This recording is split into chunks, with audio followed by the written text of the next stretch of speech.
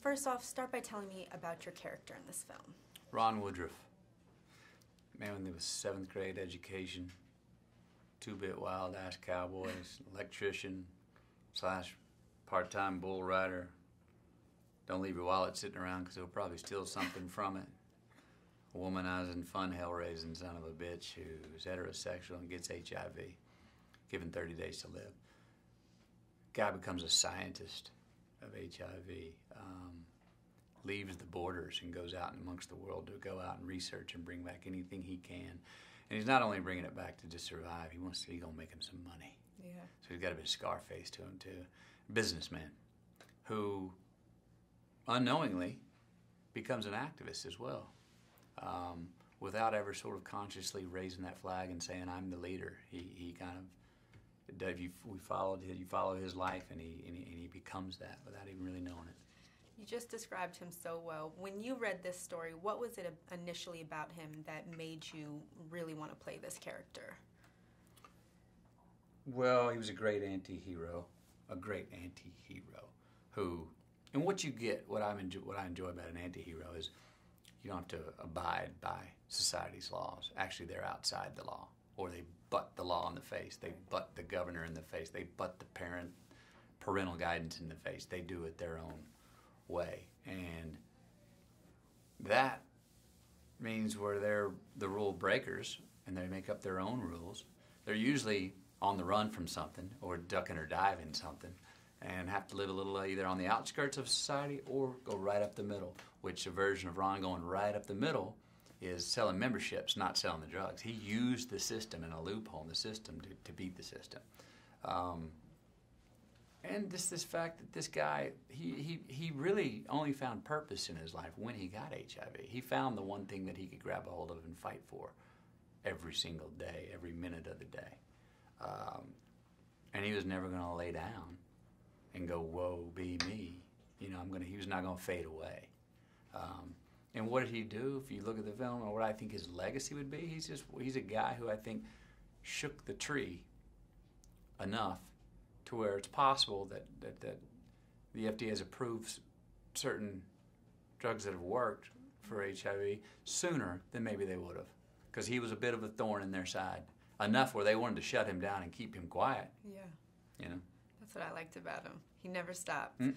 Now, I mean, when you see the film, obviously, your physical transformation was unbelievable. Talk to me a little bit about how you sort of transformed into Ron. Physically? Yeah, physically. That was all diet and giving myself 4 months to do it. And it was diet. I talked with 2 nutritionists, did my research, found out what don't do, what not to do. There were many options on how to do it, but there was quite a few things on what not to do.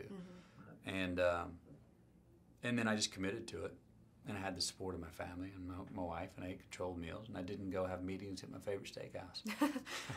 Until the end of the movie, anyway. And I had my cheeseburger. With the physical transformation, because there were, you know, even the opening scene where you're at the rodeo and you're hopping over a fence, running away from guys, was it hard to do it at such a thin weight? That particular scene, and I'm a runner in real life, and that particular scene, I hadn't exercised in 4 months, and I stretched because I knew it was a short run, but I knew I had to run.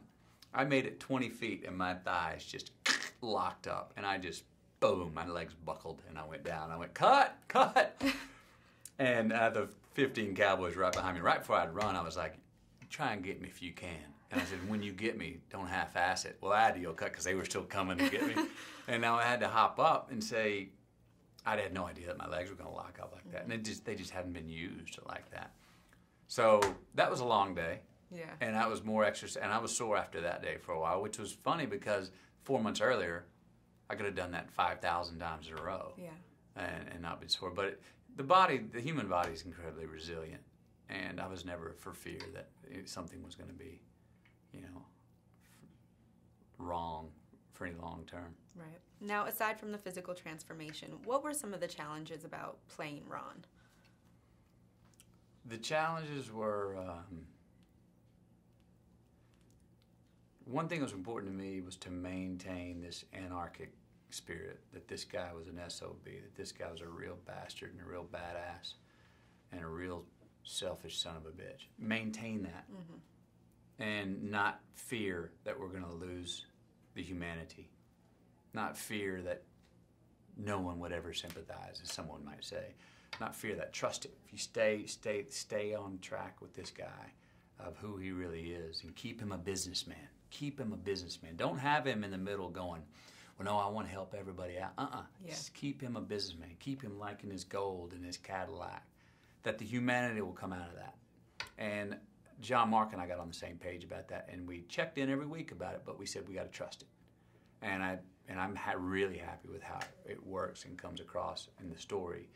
So that was one, and then the other was showing variations of rage, because the guy's got a lot of rage in him, and rage is the emotion that I think propels the most activity in us. But he had rage against his circumstance. He had rage against his ticking clock of how long he's supposed to live. He has rage against the government. He has rage about, probably rage at God.